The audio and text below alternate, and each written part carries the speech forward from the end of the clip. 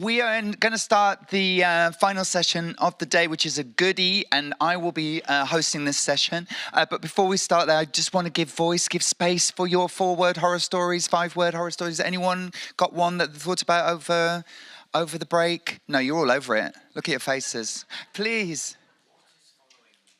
What is following me? Very good. Oh, very good. Yeah, that's good. I love the Christmas one. Thank you. The bookshelves were full. The bookshelves were full. Horror. There we go. There, you're resonant. Please. I have enough books. I have enough books. Discuss.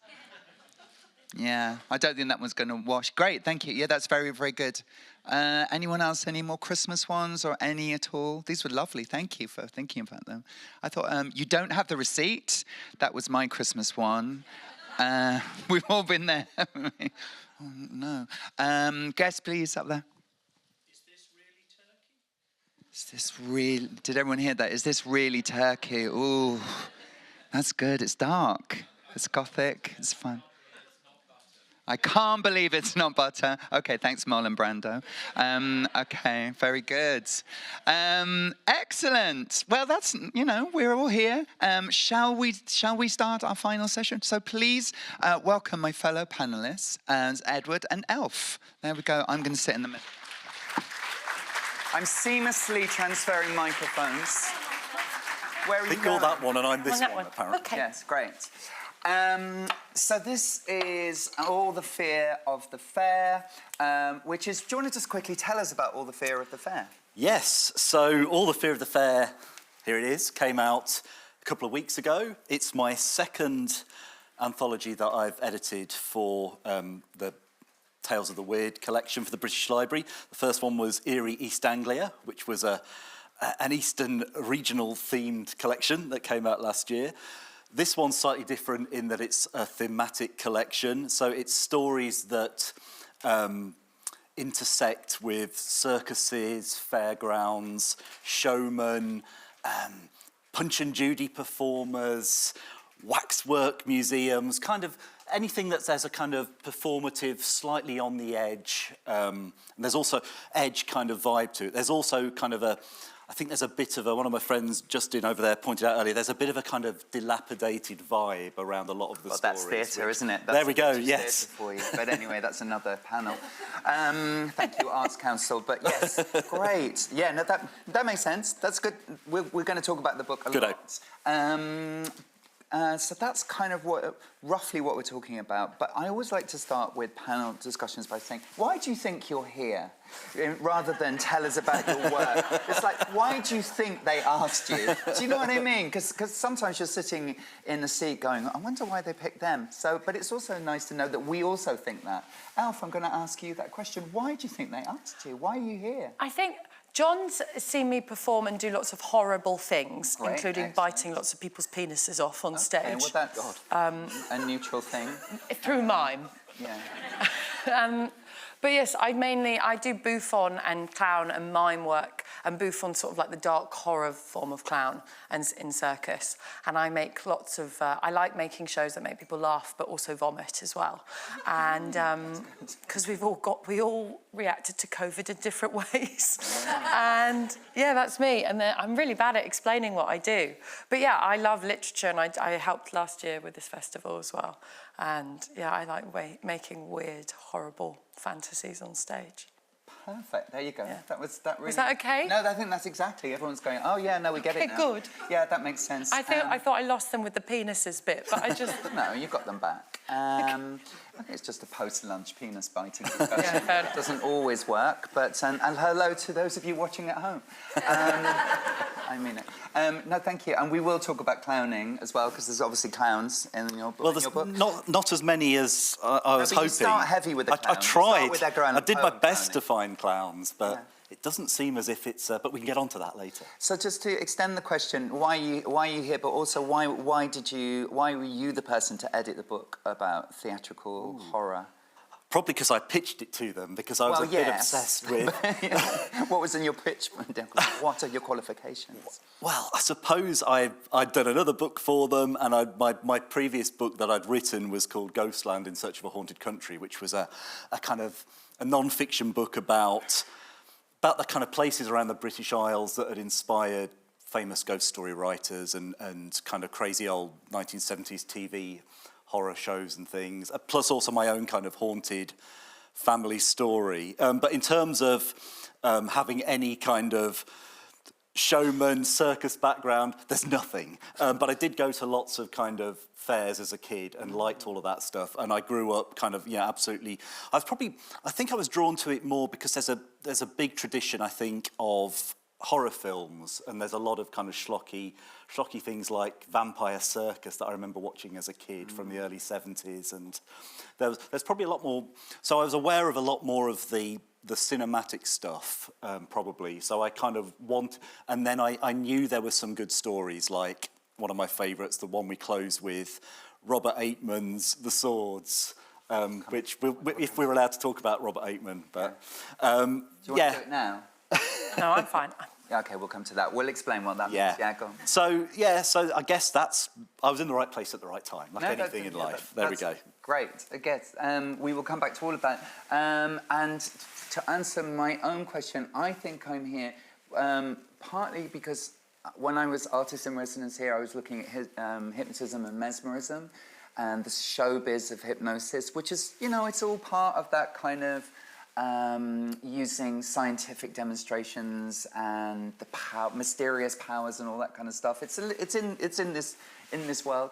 But John also mentioned that last year I was asked to be in a horror film, which is not something I'd done before. I'm not particularly interested in that genre, and certainly not to be in it. But so I was playing Tinkerbell in Peter Pan's Neverland Nightmare, and it's been a really big success. So suddenly I am a scream queen, whatever. And I've done loads and loads of mainly American podcasts, horror podcasts, which has been really, really fascinating. Because they go, "What's your favorite horror film?" And like, I don't like horror. And they're like, "Oh my God, why not?" And I'm like, because walking down the street is horrific enough. And they're like, "Oh, okay, we've gone somewhere different that we didn't expect." And this has opened my mind to how to create that kind of, I don't know, creepy, weird vibe. I was going to ask you, just to really get us going, can you remember, both of you, the first time the written word scared you? Is that I mean, in truth, because I was so dyslexic, so I didn't learn how to read till I was about... scared anyway. I was really scared, and I remember a teacher just hitting me over the head with a dictionary, just shouting, "Spell the word so!" And I couldn't do it. And we weren't allowed to read American books at my primary school because we weren't encouraged to, which is so mad. And then my nanny Squeak, she took me to the Eltham Library, and she said she'd pay me a penny for every page of a book, and I could read any book I wanted in the library. So obviously I was like, American literature. And then I discovered R.L. Stine, who is just the best. I love watching him being interviewed about books, because he's like, always think of the title first, which I just think is beautiful advice. It's like, I saw a guy with a camera, and I thought, what if that camera caused you to die? So I thought, say cheese and die. So I wrote the book. And I was like, that's really great. clever. That's really clever. Start from the beginning and work on. And so I then read, so for me, horror was a celebration. It was never reading, like, intellectual, being shamed for what you read, I think, is what's frightening. And I think that's why the beauty of horror is because I think still, even in cinema and in theatre, it's still seen as sort of being beneath other literary genres. Absolutely. Yeah. But actually it's the one that really brings us together as a community, because we all collectively know what fear is, and we all have it.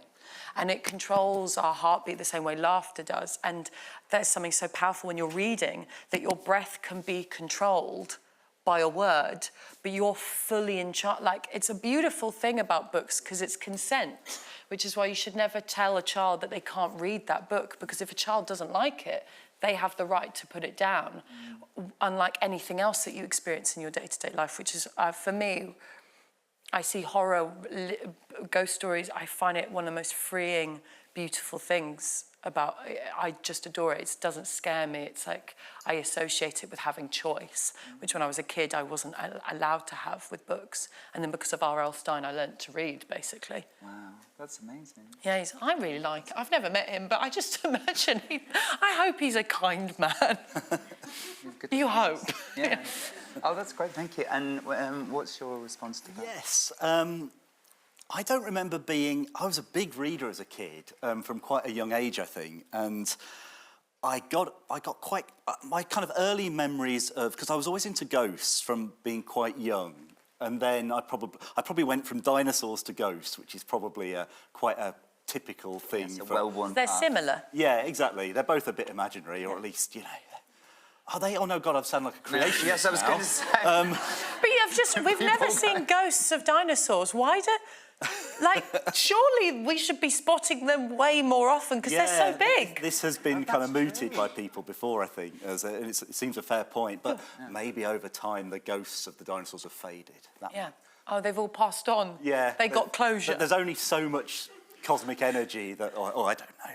But yeah, This imprint, there's lots of them. They'll be doing dinosaur ghost stories next. Yes. Yes, please. That would be great. Let's write some. Okay, But I kind of read a lot, and I don't think I remember being really into this. It's probably like an early '80s collection, the Usborne Book of the Supernatural.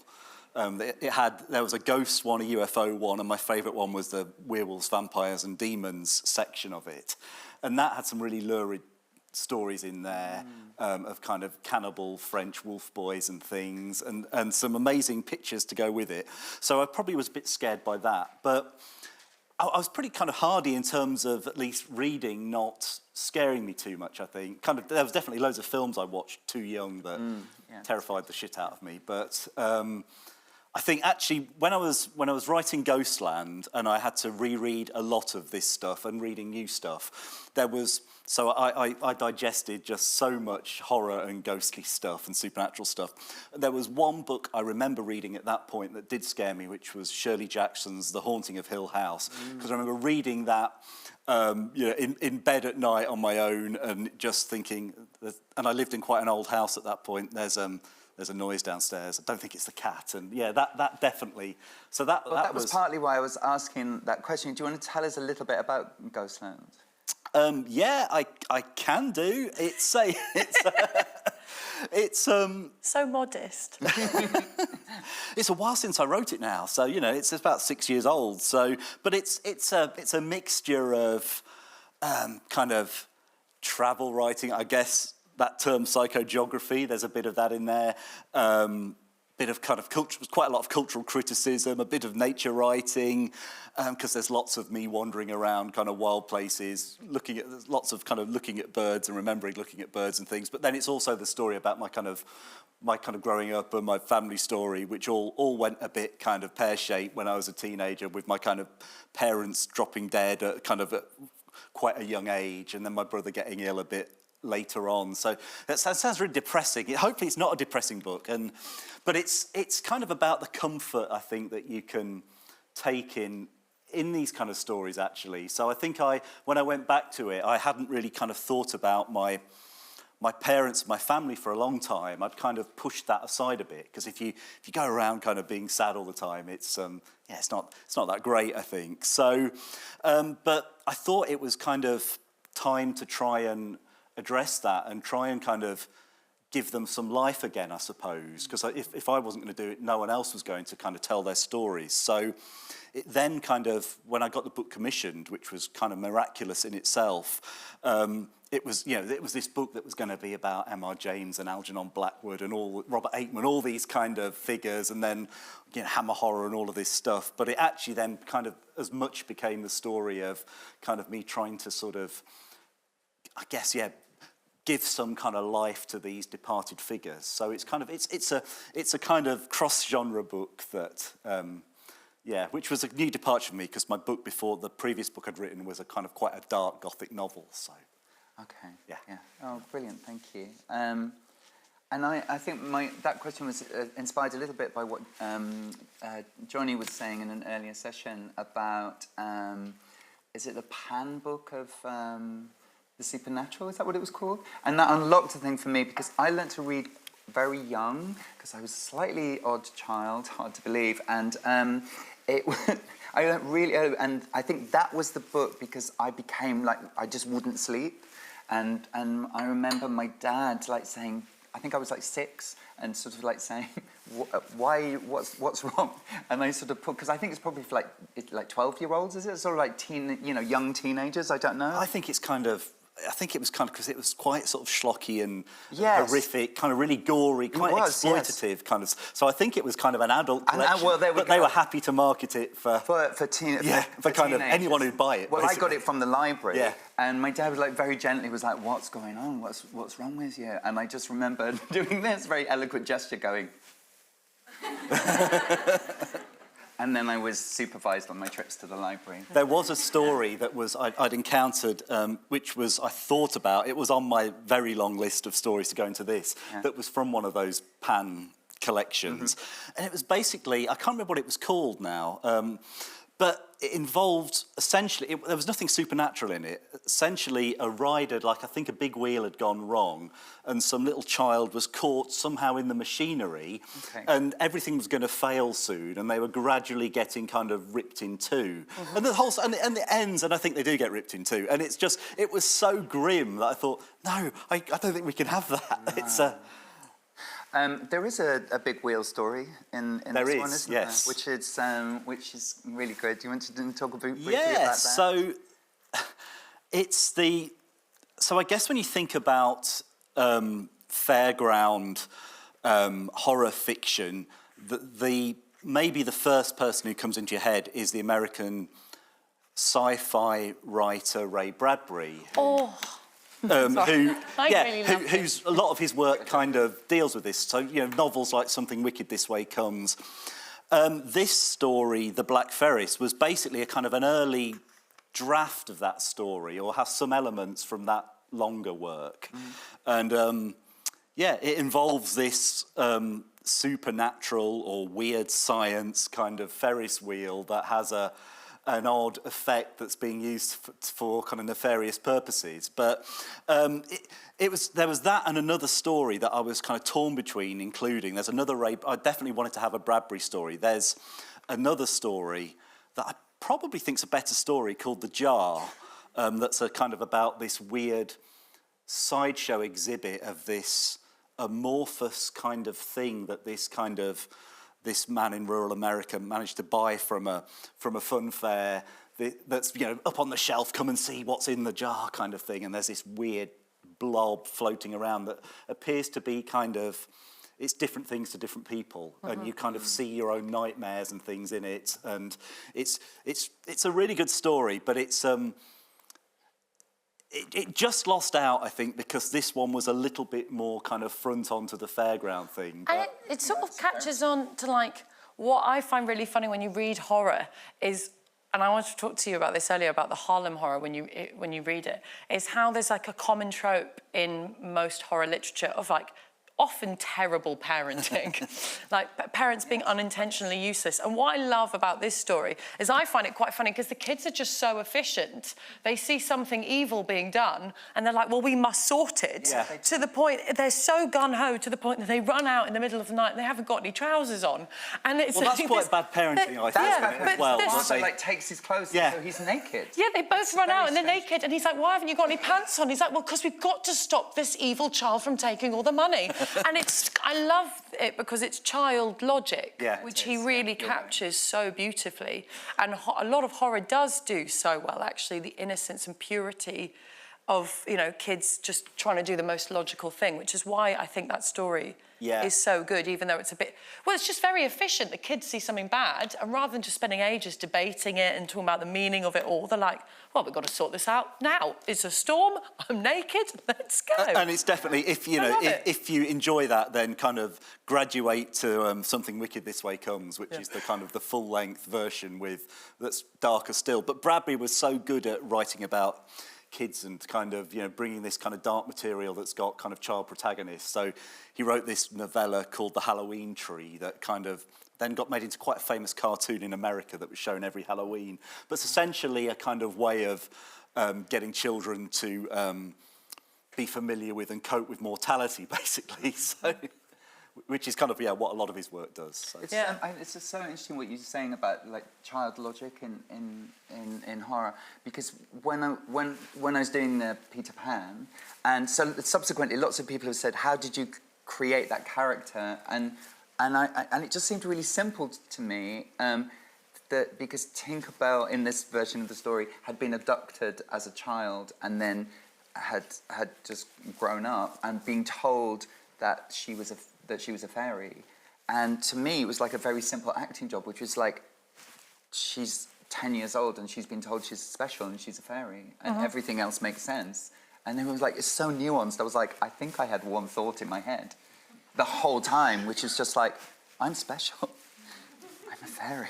I think when you're writing... Oh, sorry. No. So you've unlocked basically my craft for me. It's sometimes like when you're writing comedy, or like when I'm writing comedy or when I'm making horror and comedy on stage, they both work the same rhythms of just controlling where the audience breathe. But I think sometimes you flop when you add too much subtext. You've got to allow the audience to decide what that subtext is, how simple and how weighted it is. But your main goal is to lure them to a feeling and to elicit either a laugh or a scream. And you can sometimes see it when comedy or horror flops, is it's being too overworked and it's too immensely complicated, and sometimes the easiest route is the most efficient route to get to, and everybody makes it so much more complicated. Like on stage with horror, like when you see The Woman in Black live, it's one of the most beautiful, efficient pieces of horror storytelling. And the jump scare. Just very simple things, but I think if they tried to do it now, the people would try and make it really subversive and do it in a very different way, and you overcook it, which is why actually some of these stories are so... What I love actually was fascinating reading this actually, especially currently in regards to AI. I'm reading a lot about how AI is changing the way we use language.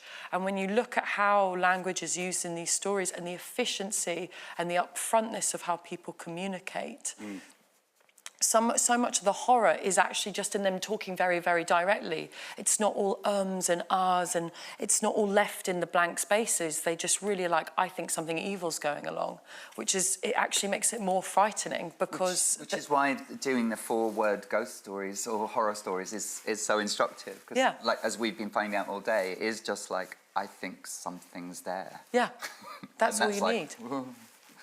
Yeah. Okay, no, that's a really good point. Can we talk about clowns now, please? Yes, we may. Clowns. That's what so I do. You are a clown. Yes. And the clowns are a sort of like eerie, spooky horror. Especially the bad ones. Oh, God. If you're ever stuck with a bad clown, harrowing. So talk to us about clowns, and then maybe you could talk to us about the Poe story. What's it called? Hop Frog. Yes. Yes, tell us about it. So the only way I'd describe it in a very simple term, because clowning currently, especially in the UK, is really, really popular, and our clown scene is phenomenal. And I don't mean necessarily red nose, but the aesthetic. I think what's amazing about clowning or in circus, what we're so attracted to, is that sense of the grotesque mixed with specificity. You see someone who's so at ease in their body, whatever shape, size it is, the clumsiness, but it's executed with such skill, which is something we look at and we laugh, going, I can't believe they're doing that. But you're also in awe going, I don't know how they do that. And it walks that line. Like in a good clown, I'd say is, you know, when you see a trapeze artist go across, a really skilled trapeze artist, all those muscles are working. And so they can play that game of, I'm not very good at this, am I going to slip, am I going to fall? So we can relax relax and revel in their physical skill, knowing they get to the end.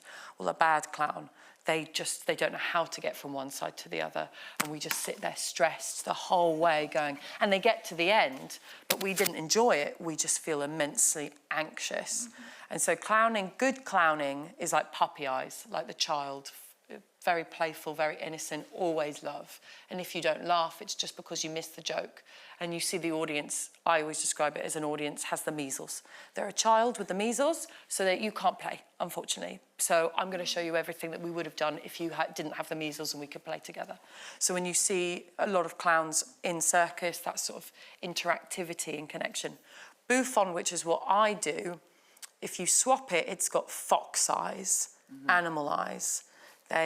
The bouffon is the clown that is the scavenger who's gone through your bins to eat the scraps, but has also read all your newspaper, has read all your letters, knows all your data, all your information, and will use it against you in a powerful way, but is still underneath, because the clown and the bouffon always are underneath the audience. And the bouffon, the myth of it, and you can really see it in Hop Frog, actually, and also... what is the other one? I think it's Spurs by Spurs, which inspired Freaks. So the bouffon, the myth of it is from the medieval period, the untouchables. So if you were LGBTQ+, if you were a rape victim, person of colour, disabled, anything that wasn't factory settings, you were cast out into the swamps. And there'll be one day of the year, the day of the bouffon. Sort of similar, you see it in the history of Carnival. They were allowed to dress up as those in power and come in and say, fuck you to the church and fuck you to the king. And the goal of the bouffon is that you take on the appearance of those who have the power and you put on a play for them. And you have to make them laugh to keep them on side. But your goal is that through your portrayal of them, that they laugh so much that when they go home, they look at themselves in the mirror and they kill themselves. And they look at their reflection, they die when they see what they're really like. So it's a really specific form of satire and parody, which you could say early forms of spitting image was quite good bouffon. And now I think people get quite confused. So a bad bouffon, I would say, as an example, would be someone who does a Trump impression and only reads one newspaper. And so only does the Trump impression that we probably all know. Because you're like, that's not going to kill Trump. Trump will just go, well, there you go. Well, that's the woke for you. Look at them, da-da-da-da-da. A good Trump impression would be someone who... Sorry. No, I was going to say, that's how important to them, that everyone's doing an impersonation. Yeah, you've got to be more subversive. You have to read every paper. You have to really know. Otherwise, you're a victim, you're a hypocrite. And so with bouffon, and people talk about punching up and punching down, and I think why a lot of satire now is sort of losing it, because you're punching up, but in such a one-sided, quite very two-dimensional way. It's more about punching to the side, to those the onlookers. Those hypocrites. And so I find it really fascinating in this because you see so many examples of bouffon, because I think a lot of what we envisage clown to be, especially in horror, isn't the innocent pure clown. It's the victim, it's the outcast who's left into the swamps. Their makeup is dirty, they've had to work all the time, and people look at them like they're less.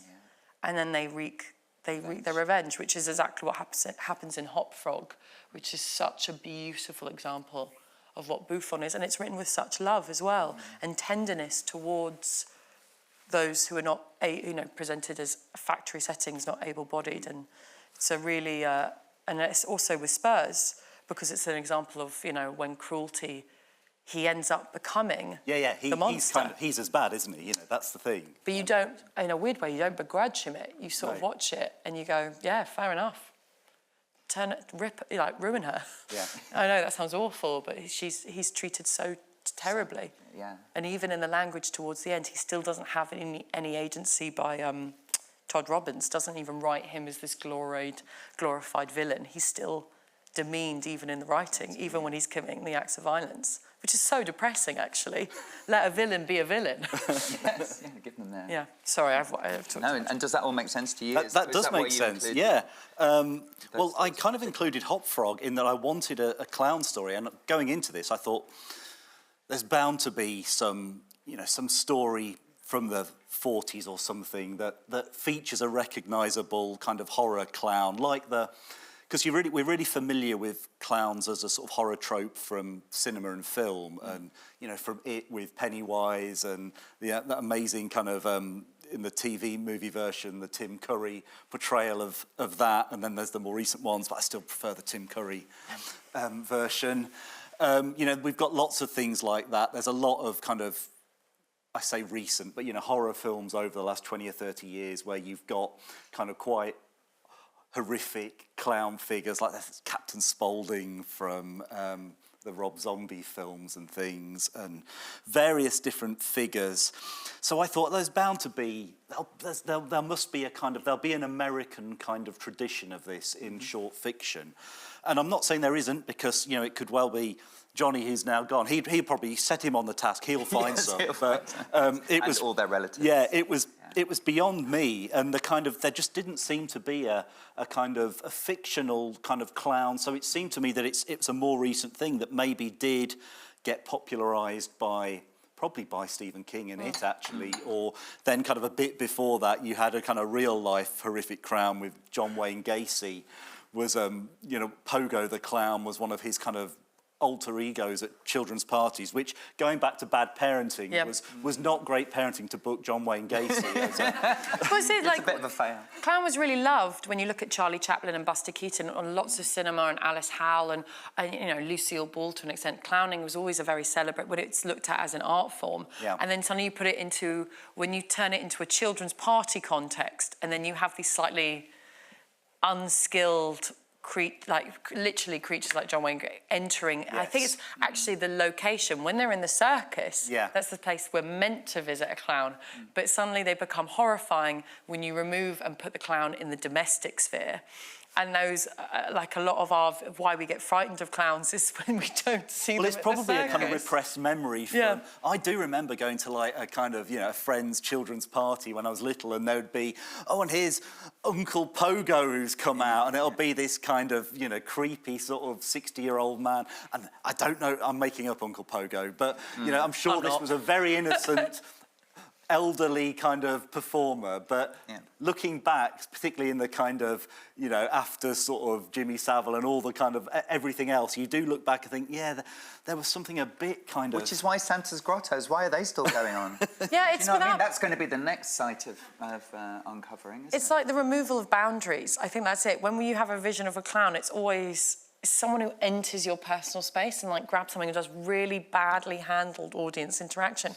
Well, most traditionally, clowns, when you watch them, they were there as the stagehands to be the quick fire change, and they're often acrobats. Yeah. Like when you go to Gifford Circus and you see Tweedy the clown, he's like one of the best physical clowns we got. So that story, there's a really beautiful story which I just howled reading in this, The High Dive, which isn't particularly scary. No. But without giving anything away, it's just this guy coming in. Well, no, I can give it. Can I give it away? Am I allowed to? I think you probably can. OK, so they're desperate they need a really big, bish, bash, bosh, big finisher. And this guy comes in... This is failing circus. This is a circus, so it's circus, and it's failing. And they need a big finisher. And this guy comes in and he goes, I can dive off the top. And they're like, really? And he's like, yeah. So they fill up the pool of water.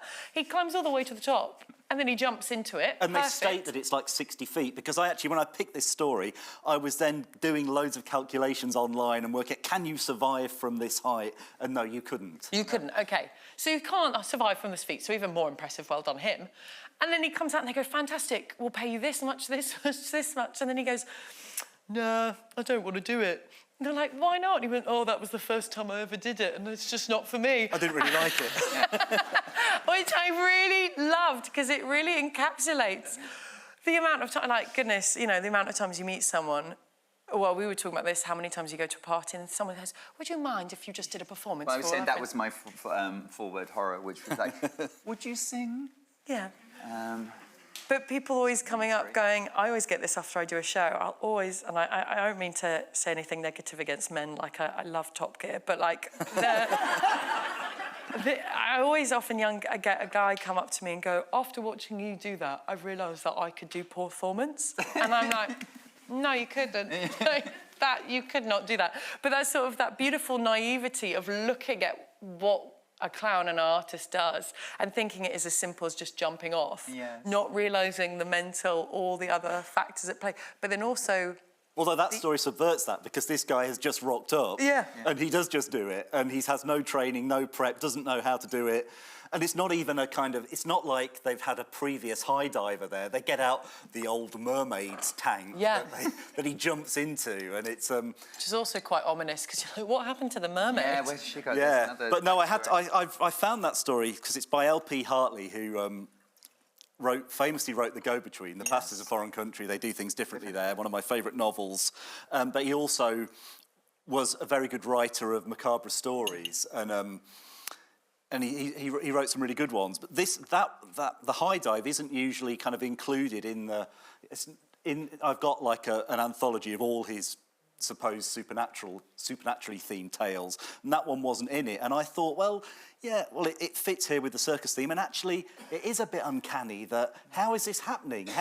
There's something odd going on here, that how he survived it, or what his motivation is, or is he kind of actually a flesh and blood being? I started to overthink it, I think. But also, I mean, the big scheme of things, like, circus is dangerous. Like, it's really dangerous. Yeah. Every time you go, And it's a mindset. Yeah. That's what's fascinating about it. Yeah. Well, I guess that's Want part of to the do dangerous attraction, that things. people are kind of going in that they're half hoping that the trapeze will snap or something, or that the high diver will miss the mermaid's tank, and that's... Yeah, like, I remember going to see one of my friends in a circus show, and it was just a tiny slip, and they dangle and they jump into a bath. If you get the angle wrong, you could literally crack your head open on the bath, and it's an amazing... And it was one of those moments when you know circus, you know how it works, you know the rigging, and you suddenly see that there's a tiny technical slip-up, and it just went... And luckily, because they're skilled performers, they're able to re-angle their body, and because they're swinging by their hair, to miss it. And the audience are going, woo, and you're watching going, if that had just... They just nearly... All the time you're dealing with risk. Like, that's the beauty, life and death. Yeah. It doesn't matter how skilled you are. One wrong foot, one audience member who suddenly does something and changes the sight lines or breaks the rules, or a flash photography going up can really change the game. And I quite like that story because you go into those things with complete breathlessness and complete innocence and purity, and you don't know the danger, and then you feel it on your body and you go, oh no, actually... I can't do this every day. Yeah. This leads us into something that I'm very interested in about theatricality, fairgrounds, all of this world, is that it always seems to be, and you touched on it many times, both of you, that it's always a bit ramshackle. That's the cliche. Yeah. These things don't seem to happen at the Met or the... Do you know what I mean? Yeah. These are Ghost at the National Theatre. These are always, a fairground when you used to going, fairgrounds as a kid. They were always, they're temporary, aren't they? They come for a few days, they set up, some kind of quite magically, they're suddenly there, they arrive, these lorries, they're set up. Everything, when you look at it being put up, you think... It's a bit tatty. Yeah, that looks a bit tatty. Yeah. He doesn't look like he knows what he's doing, and there's always a kind of, there's a bit of a kind of, it was definitely when I was a kid, there was quite a kind of pejorative kind of feeling about the people who were the fairground operators and stuff. And they obviously, then there's also the, your granddad will say, oh, it's a con, or they're just going to, careful you don't get your wallet nicked or something. You know what I mean? There's all that around it as well, which is kind of also part of the attraction, I think, that... There's a fear of the itinerant as well. Yeah, and the fear that you'll go on the waltzers and actually... I think, there is a bit of actual danger there, and you don't really think there is, although we've seen... Because actually, the most high-profile kind of fairground accident was at Alton Towers, of all places, wasn't it, a few years ago, where they had that horrendous roller coaster incident. So it's generally not... I mean, usually, if a fairground ride goes wrong, it's people are kind of stuck up somewhere for 6 hours and... But it's like I think it's sort of, to an extent, the demonisation, the fear of the other. Yeah. Like, a lot of travelling communities... We don't know you. Yeah, a lot of travelling communities get so much stick, you then associate that with the circus. Anything that moves and doesn't have a set space. And actually, in a lot of the stories as well, that fear of the other is... And the jealousy, I think. The jealousy of these people have got freedom, and they're not stuck in this crappy little kind of small-town American, Midwest town. Yeah. They get to kind of move on to the next place and have an bit like the the Robert Silverberg story, Freak Show, that I included here, you know, where the young lad kind of runs away to join the circus. He kind of ends up not quite getting what he thinks he's going to end up getting, and I won't spoil that one. But yeah, part of that is that actually it's kind of, there's a glamour there and an excitement that the ordinary kind of boring folk are kind of actually jealous of as well, which kind of feeds into, there's a resentment towards these people, I think, as well as a kind of mistrust because they're... Yeah, so there's this thing of like, well, my life's boring, but it's, you know, at least I'm not a mass murderer travelling around from place to place. At least I pay my taxes. Yeah, exactly. Yeah. And so all of that tension's there all the way through. It's always like associated, it's always the irony, it's so linked to, we always associate that community with hedonism and debauchery and sort of bacchanalian-esque lifestyle, when actually it's an immensely grueling, when you think about the physical labour of what you're doing, of having to reset, rejig, the mood, like everything about being a circus performer, a fairground performer, it takes a full toll. Like my friend Jacqueline, who's a sword swallower, and people always ask her, like, how do you do it? And she's like, I literally have to practice every day how to swallow swords. Like, that's it. She goes, I drink loads of Lemsip, I drink loads of cough syrup, and I just practice swallowing. There's no secret. She doesn't have an amazing larynx. It's just, she has to make sure she does it properly every day, and it's a physical, or like when you're setting using fire, everyone imagines that there's loads of health and safety in place. No, you're setting yourself on fire, and it's just practice. And it's grueling, and it's travel, and it's empty dressing rooms, and all of those things all compound to make and I suppose as well, it would have been, you know, it's you know, it's a good thing that it isn't such a thing now. But you know, there's a story in here, Satan's Circus, where wild animals, tigers and lions, and I do remember going as a kid and going to circuses just in kind of provincial East Anglia, where there would have been lions and things, even at that point in like the early 80s or something. Well, they still use in some parts of Europe. Like I was in Switzerland last year, and there was a circus, and they had wild animals, and it's just mad. You're walking past a local square, and you're like, I think that's a tiger. And there were obviously people protesting because I don't think it was legal. But yeah, it's still going on. Wow. I have nothing funny to say. No, it's still going. I think what we'll do is, in a few minutes, we'll open up to questions for our last half an hour, because it's really good to tailor it to what you're interested in this whole kind of theatrical, you know, eeriness. You've got a reading. Yeah. You're going to read from the book just to whet our appetite. Yeah, well, as we've mentioned, sword swallowers, this is not kind of... Well, this is sword adjacent, so... Great. We all want to be sword adjacent. Always, my dream. Yeah. It's terrible getting old and I have to put reading glasses on, which is just awful. There we go. I think it looks very debonair. Oh, thank you. British Library. I think that's what that word means. Do it. So this is from Robert 8, the final story in the collection. Look, quickly do it. What don't you like about him? Oh, just everybody always bangs on about Robert Aikman. Every time we go to anything to do with horror, we just bring up Robert Aikman, and I'm just like, blah, blah, blah. Yes, well done, you. Can we talk about someone else? Sorry. Back to reading. Yeah, I'm gonna be that person who's wanging on about Robert Aikman. Pick bloody Robert Aikman. Everyone knows who Robert Aikman is. Yeah, this is one of my favourite Aikman stories. I really enjoyed this story. It's just really so dark weird. and disturbing, and yeah. Anyway, here we go. So this is from kind of near the beginning of the story.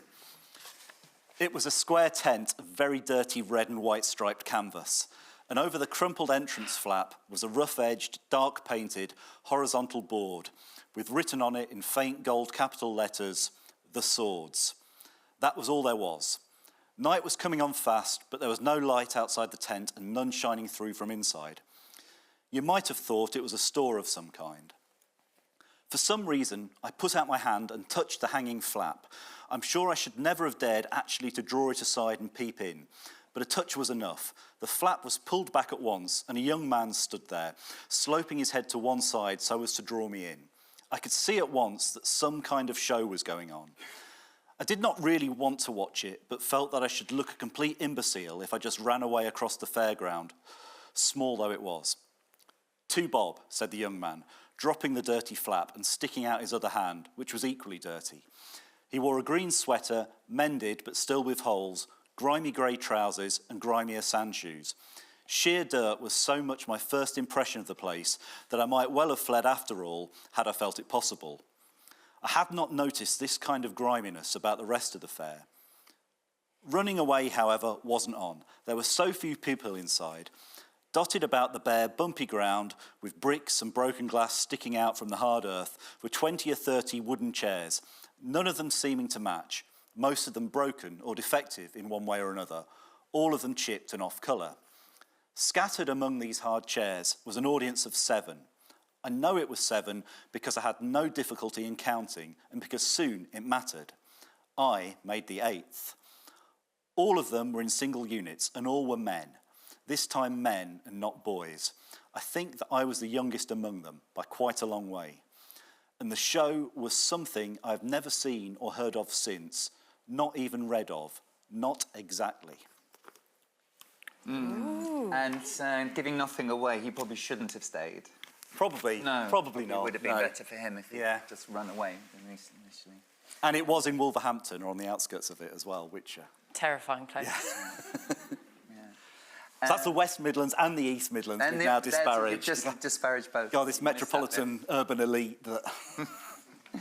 Thank you for that. And yeah, I'm interested in what you would like to talk about. So we've got roving microphones, you know that. You know the drill. You also know what a question is. Let's have questions, not your university pitch or your whatever. Please, down the front. There's a microphone on its way. Could you see I made notes on all my books? Yes, you did, and you did very well. I'd like to come back to it. Yes, please. It's a question for Edward Parnell. I was just wondering, when you were collating your stories, if you found any difference in tone or preoccupation between the American stories and British stories, because I'm imagining carnival and fun fair culture is different in America as opposed to Britain. Yeah, I think there is. There was definitely the American, that sort of travelling fairground that comes along, that we're kind of familiar with from TV tropes and things. That's absolutely the world of Ray Bradbury and of that Silverberg story as well. And both of those stories originated in the kind of the pulp magazines, Weird Fiction or something, where they'd have made their first appearance. So, yeah, there's definitely a kind of American vibe, which I suppose is the thing that's permeated more through to film, and hence why I was kind of thinking, hence that was probably the thing that drew me to it, because I'd probably watched a lot of American horror films, and I mentioned in the intro that I do remember seeing, when I was at university, there's an episode of, I think, called Humbug of The X-Files, which had the Jim Rose circus on it, which was really kind of, at the time, seemed... That was kind of suddenly a mainstream appearance by this kind of quite out there circus performers, and that seemed quite a big moment, I think. And that was then then there was a bit of a revival of that kind of more hard-edged circus, I think, that kind of followed. And I remember then seeing kind of like that saying the Jim Rose kind of on The Word or something after that. So that, but yeah, there's definitely, I think, a difference, and there's probably kind of more contemporary. I think a lot of more contemporary kind of American horror writers go into that kind of circus world as well. I mean, there's a non-fiction book I really like called can't remember the exact title, but there was an actual kind of cadaver, Elmer McCurdy, that ended up this executed outlaw who ended up in a kind of Californian as this kind of embalmed corpse that was just hanging up in like it tells the whole story of how his poor kind of body ended up in this, touring the Midwest as in the kind of the back of decades. For decades in like the ghost train and stuff. Yes. So there's it's not even on equity minimum. No, I don't think so. It just occurred to me that let's discuss this. Do you think there's something in the culture about that theatricality is akin to lying? Do you know what I mean? It's essentially fraudulent, and that's why there's something dangerous. Do you know what I mean? Is there some? What do we think about that notion? I suppose with the disguise, with the costume, you're cosplaying as something else. Makeup is fraudulent. Yeah. Pretending to be someone else is somehow sinister. And I suppose you've also got as well as the kind of the performative aspects of that, you've got those other performative aspects where you've got the kind of huckster selling you this kind of snake oil or something, which is again is another trope of when we kind of see, you know, those American carnivals in the Depression and stuff particularly. So, but that was another kind of amazing performance, that they were selling you this crap that was going to do nothing. But that does have a malevolent. yes, so that then probably feeds into the why people have a kind of think, well, last time I was fleeced and the magic potion didn't do anything. And so it all gets a bit mixed up. I've done lots of experiential stuff, and I did a play of mine in New York, and this one person just got like more and more wound up, and then eventually just was like bellowing at me, "You're lying to me," and I was going, "It's a play." It's about persona, isn't it? Like this, you know, Pagliacci, the sad clown, coming on, and you're performing joy, but it's also a job. Yes. It's not authentic. I mean, you can hopefully be joyful every time you perform, but the reality, and then you then compare that to the fact that you're entering a space that you can see is run down, and then all the individuals like that, the people who are actively making it, who look exhausted and tired. Yeah, they're not having a great time. Yeah, and you mix that with the gaudy makeup. And, you know, when you see stage makeup up close, I think, like, have you seen Santa Sangre?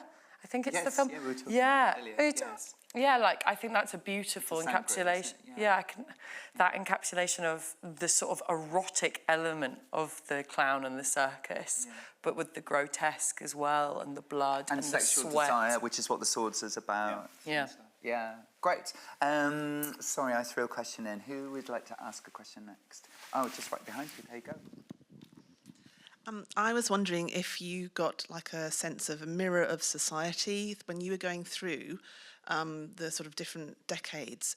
Were there particular preoccupations, like, I don't know, with child abduction or something with children, or then could it be with women, or could it be something, you know, nature-based? You know, could you see any trails going through the different decades? Yeah, I think there was definitely, I mean, one of the problematic things is there was definitely a lot of casual and not quite so casual racism in a lot of the stories, and a lot of othering in all of them. That was definitely, and probably if you were to analyse it, you could see a different pattern, that at different points, different communities are probably being.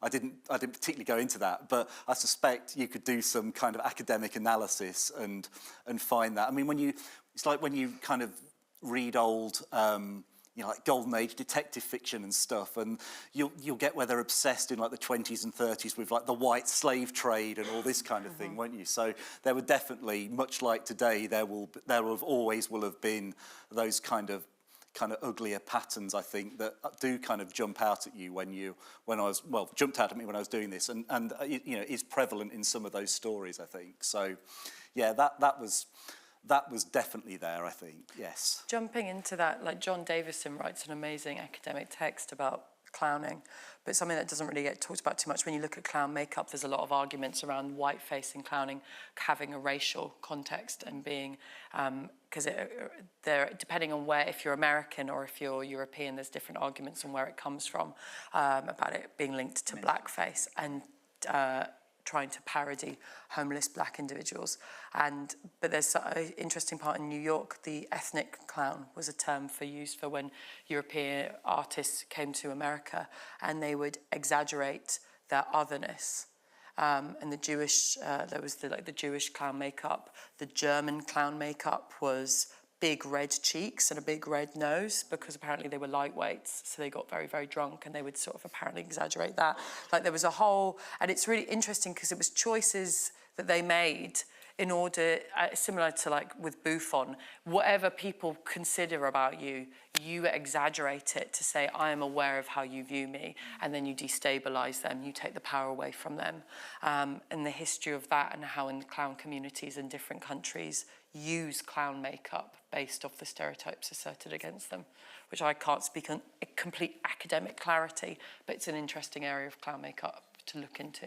And just when you were saying that, I hadn't thought before, but one of the kind of more terrifying on-screen clowns, I think, is Papa Lazarou from the League of Gentlemen, which has this kind of inverted kind of blackface which I'd never really but that was obviously a deliberate kind of choice to kind of make it even more terrifying. I watched that way too young, and I haven't seen that in a long time to comment on it enough with clarity of whether I find it problematic or whether it was very, very clever, or I don't know. But my memory of it was like, that's creepy. And it was a particular moment in comedy as well. There was a lot of very problematic things happening, whether they were part of that or not. Yes, it's true. Who would like to ask a question next? Let's go here, and then Lady in Blue. Where? Oh, my friend, a couple of rows back. Thank you. Thank you. I was wondering, are there any stories where the audience are the source of horror for the circus performers? I know Ray Bradbury has a good one about crowds, so I was wondering if that's a theme running through any of them. A little bit, I think. So possibly you could argue. So the very kind of odd story, The Little Town by J.D. Beresford, which involves the protagonist visiting this nondescript little place called St. Earth, and I think the name of, and it's not the St. Earth in Cornwall, the story is keen to tell us, but I guess Earth is playing kind of quite a big role there. And he arrives at night at this little station that's perched on top of a hill, and then it's seemingly this massive walk he has to take down the hill, and he's thinking it's only a small place, but to where, presumably from where the tracks are down to the town itself.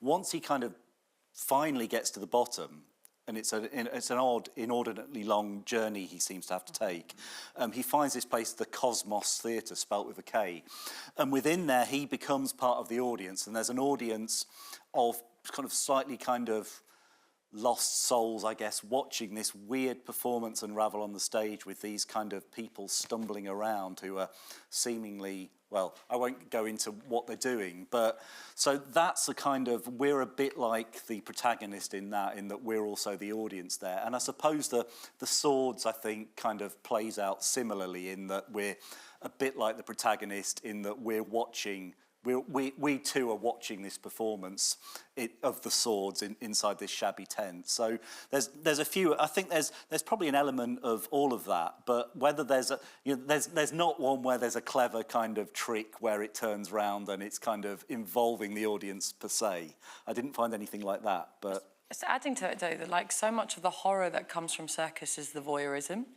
Like in all the stories where there's like, they're coming to laugh at the freak show, and you've got all these descriptions of the crowds, especially in the Harlem Horror, which I found the most disturbing, is the descriptions of the crowds like desperately trying to look at this child that is malformed and mistreated and disfigured and had horrible experiments put upon them. Like that's a big part of circus, which is so horrible when you read especially the older stories. Like I think a lot of the ghosts, the eeriness of the circus is the fact the audience are always complicit because they've bought a ticket to see these horrible atrocities. Yeah, and it's almost like they show, want to be that actually they're coming to see it because they're glad it's not them kind of thing. Yeah. There's that element to it, I think. And as I say, I thought the swords was really fascinating. As somebody who makes immersive theatre, there's something about the impassiveness by which those seven men,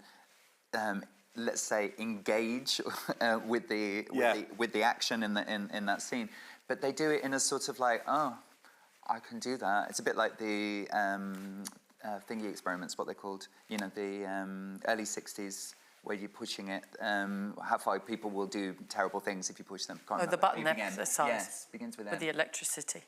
Those anyway.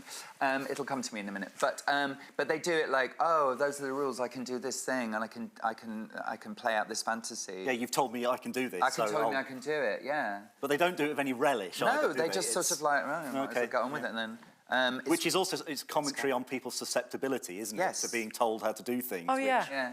If you say, oh yeah, it's safe. Oh yeah, it's fine. Like with a high dive. Can you do it? Yeah, of course I can. Somebody's got the name of it. What's it been? Milgram, thank you. We do what we're told. Thank you. Collective high five. Yeah, so it's all there. Brilliant. Thank you. Great question. And then the lady in blue. Thank you. Hi, thank you. At the end, you were talking about the animals in the carnival. And now you've been talking about fraudulence and performance. And I know Elf Lyons has done a lot of animals in your different shows. And I was interested in what all of you think about kind of what it means to have animals in that carnival tradition where it's sort of about exoticism and all of the animal rights connotations versus that performativity of bringing animals into the performance space and the otherification of, but open, broadly, animals in different types of, yes, thank you. We can dream around the question. We can visualise it. I suppose it's different now because we live in a very global time. We have access and information to what different animals are. We all know. So, you know, and our awareness of animal rights, etc. When you look at the history of circus, the exoticism and the excitement was because nobody had ever seen those animals before. When you look at paradise birds, like in the history of when birds would be caught and their wings would be taken away and they were brought over here, like people genuinely thought these beautiful birds didn't have wings. They were sort of these flightless, beautiful creatures. I think it's very much to do with what was known at that time. I mean, I don't use any actual animals in my shows, though a lot of vegan societies have complained about animal rights in my shows, thinking a real horse is actually used. And I was like, no, I just read the... Yeah, because the show says it's the first ever show performed by a horse. And then I'm the horse. I mime the horse, and then there was this. I won't name the theatre, but we about Warhorse. I might.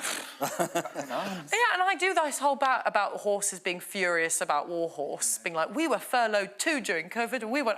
You know what I mean? Really basic, but people complain, going, "How dare you program this woman taking advantage of horses?" And I was like, I bet you support the races. I bet you go and you do a pony and trap on the beach. Obviously, you know, the hypocrisy of it. And then I had people come to the show in Australia and then get disappointed that there wasn't a real horse. And I was like, it's in a library. Where do you think the horse is? Yeah. But where are you bringing? How are you getting the horse over there? Yeah. Do you know what I mean? It's really complicated. Could you not have had a Shetland pony, which had been quite small in the library, maybe? I managed to convince my promoter I'd gotten a Shetland pony. I brought him for Edinburgh and I nearly watched him have a panic attack, and I thought, great, I'll keep this going for an extra 20 minutes. I don't quite know how to answer your question fully because I don't have the history and the full knowledge, but I think now it's very, very... I don't think there's any clear reason why you would need to use animals in shows now, when we have so many specific ways you can bring them in through technology. But back then, I think it although makes we sense. still, I mean, I don't watch Britain's Got Talent type things, but you know, even in the last few years on that, there's been kind of someone on there performing dog, hasn't there? So the dog won, didn't it? Yeah. So there's says a lot about the talent. Yeah. So there's clearly levels. I'm really annoyed people... that dogs are allowed to enter that competition. Yeah. Sorry. It was a British dog, though, so presumably. Wow. Because it had talent, so... Yeah. And all other dogs don't.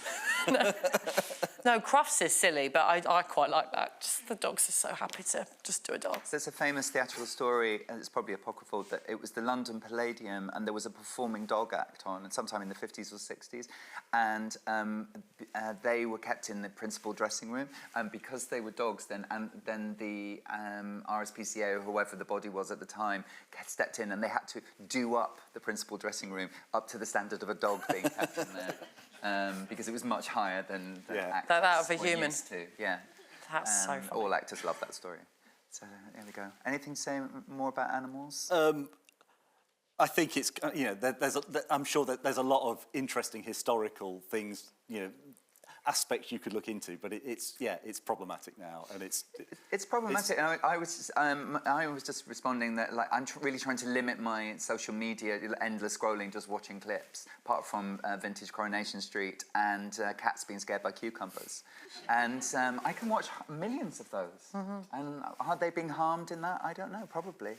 But they are very well, they haven't fun. consented, have they? Well, they haven't consented, and somebody maybe, you know, being financially rewarded for the cat jumping out of its skin as a cucumber. Yeah. I think it just depends by case on the different, like, culture, the country. When you look at clowning, like, people have a very Western idea of what clowning is.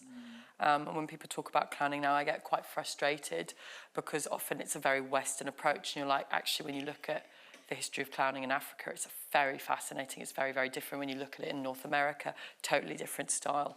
Everybody's community and culture has their own folklore around clowning and storytelling and how you utilise animals within those. And so I don't know, it's about looking at, because when we imagine using animals in work, it's a very, again, like the circus and then being in cages. There are different places where relationships to animals are far more honourable, like when you look in India and their performance scene, like the relationship to animals is far more like respectful, just from my knowledge of it from talking to other performers from different countries. So I mean, it really depends. I wouldn't want to make I don't want to be too dogmatic. But I don't even, I'm guessing that the use of animals in circuses, in Britain at least now, is kind of completely outlawed, isn't it? Yeah. I mean, one would think, but... And also, it's just too expensive. Like, you know, being really pragmatic. To be of a standard. I mean, there's, you know, it's not just, people aren't just doing it because it's dangerous and poor animals.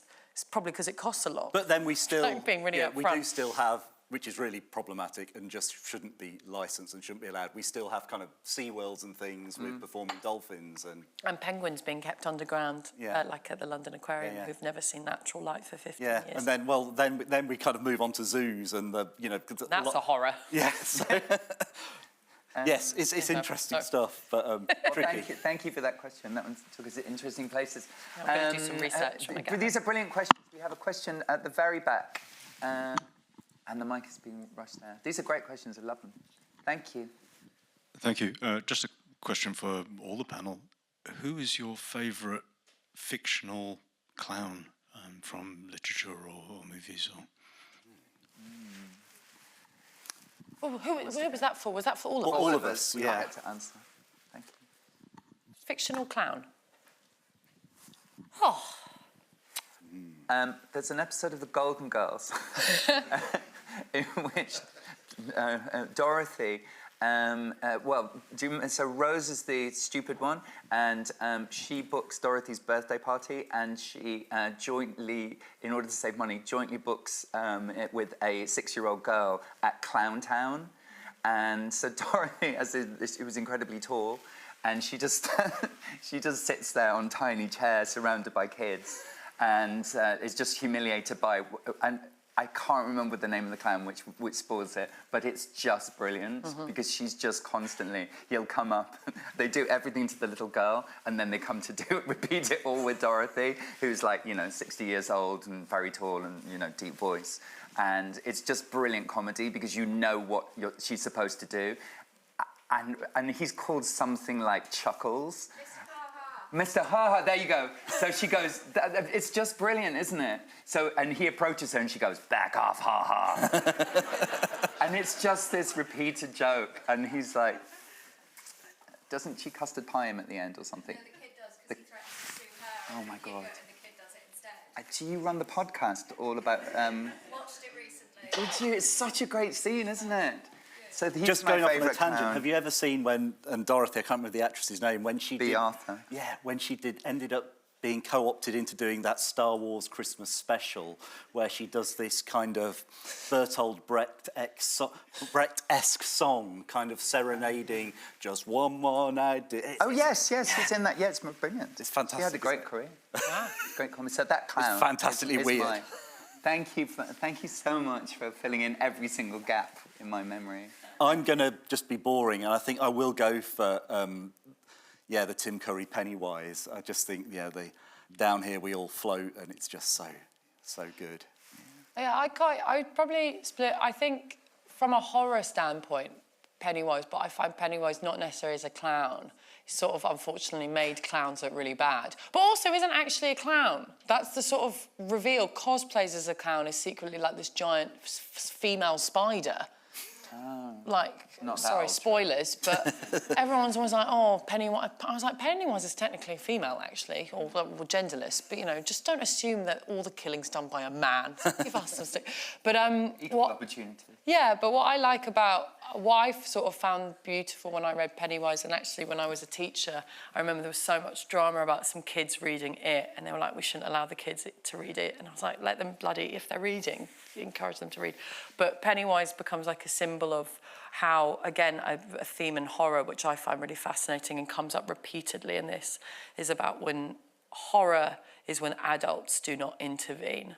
And that's the thing I love about Stephen King's It, is actually, you can argue it's about this evil clown going around and killing children, but actually the horror continues to occur because every adult refuses to take any agency to protect the children. It's your bad parenting thing again. It's your bad parenting thing. Oh, that's so and well said. And that's how they exist. And I think that's why clowns are quite frightening, is when, if you leave an adult or anything that's meant to be anarchic and chaotic only with a child. I think clowns are interesting because they're the balance between discipline and no discipline. They act like chaos, but it's incredibly disciplined. And you put that into a space with just children where they need discipline in order to feel safe. There is some inherent conflict which is unsettling. So for me, Pennywise is like a really beautiful example of like when clown goes wrong. I find Pagliacci like the myth coming from Piero and Commedia dell'arte, the joke about, do you know the Pagliacci joke? If you don't know, it's a very famous like joke used in the clowning community of a guy goes to the doctors and he says, look, I'm really depressed and I'm really struggling and every day is hard and I'm finding it hard to get out of bed in the morning. And the doctor says, look, tonight, Pagliacci, who's the best clown in the world, he's performing in the town. If you go and see him, I promise you, he will alleviate all your depression and he will make you smile again. And the patient goes, but doctor, I am Pagliacci. And it was made, and it's an opera as well, where he's a sad clown. He finds out his wife's cheating on him, and he kills her in the play. Like, really, again, nobody communicates properly, so it all just descends into violence. But I find Pagliacci is a beautiful concept of clowning because I think, again, with the makeup and that persona and that discrepancy and the tragedy always that exists, because if you don't make people laugh, you're not a clown. Like, to be a clown, you have to, when someone says, I'm a clown, I'm like, well, you make me laugh now. And if you can't do that, you're not a clown. You do clowning. There's a difference between it being a noun and being a verb, is my opinion. Isn't there, though, also, there's a theory, I think, or one of the kind of theories as to why people might find clowns unsettling is the makeup, and because it's that sort of, that kind of Freudian kind of concept of the uncanny, and it's just slightly altered. So it's a kind of reality, but not as we expect. And it's planned up. Everything's exaggerated. Yeah. I was mentioning earlier, but I'm doing a production of Mrs. Dalloway next year, Virginia Woolf's novel, in which I play all the parts live and on film. And on Friday, we're filming a clown section, so I will be playing a clown on Friday, which is really great. And I've written a song because Septimus Warren Smith, who goes mad with shell shock, PTSD. There's a tiny mention that he goes to a music hall and he watches a clown. Mm-hmm. And so we sort of extrapolated that out. And I've basically taken the famous clown story. Yeah. And so the song is, who makes the clown laugh? Tell me that. When the clown is sad, who entertains them? Tell me that. And then the chorus is, ha ha ha, says the crowd. I'm dying, says the clown. Yeah. So yes. Yeah, you've got to hold it together. And I shall perhaps think of him as being ha ha. Back off, ha ha. Great, we've got time for one more question. Down the front. Thank you. And then it will be time for us all to go home and face whatever horrors are happening in our own lives. I'm not entirely sure how to word this question, but it's probably more about the sort of freak show element rather than the clowning.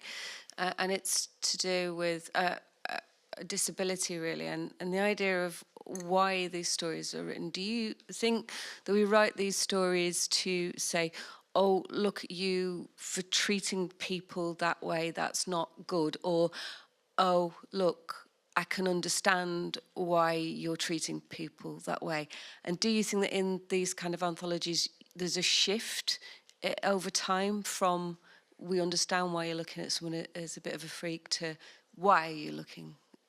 Does that make sense? Yeah. I suppose it's a hard question to answer because it's hard you can't know the mind of the person writing the story. I mean, you can only see what's on the page, so you can try and get the vibe from that. I think I tried to include ones that were kind of punching upwards, if you like, where I mean, I think it's slightly skewed in that, as we said earlier, actually, in say the Todd Robbins story, the kind of the protagonist ends up becoming as cruel as the kind of people who are mocking him almost. So the kind of the moral sort of all the kind of moral stuff that's going on in there, it's perhaps kind of, you know, it may just be a kind of, with it being Poe, just a kind of dark take on human nature. So it's I think though I think there is I think you do kind of know, you know, reading a lot of other kind of the stories that didn't make it in, there was definitely, I think a lot of them, they're not necessarily, I think some of them were just kind of taking that freak show, if you like, element of, this is a kind of lurid entertainment. There's definitely some of that going on as to why they're written. There's no point pretending that there isn't. I think the better ones are kind of siding with the underdog and perhaps trying to sort of educate people a bit and trying to sort of, you know, say that, look, there's different people here and try and treat people kindly and as how you'd want to be. I think there is that element in them, but I don't think they're all necessarily kind of.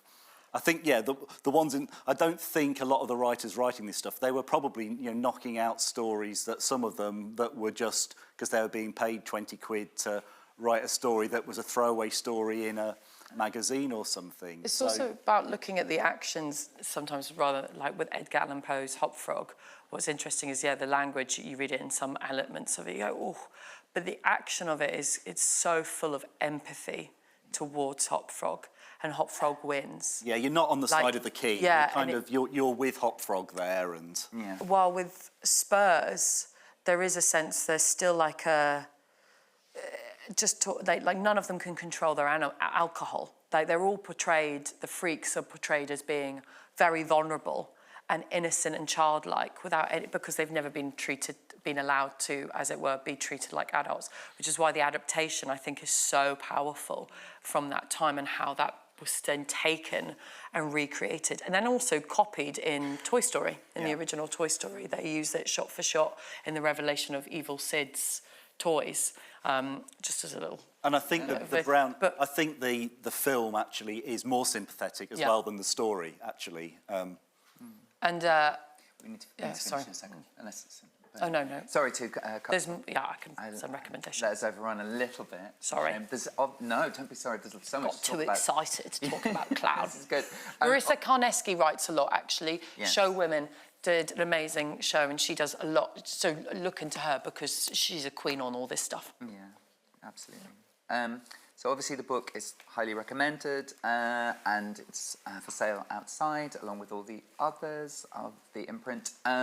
Thank you so much to my guests today. Please thank them, and thank you to all of you for a great day. Thank you so much.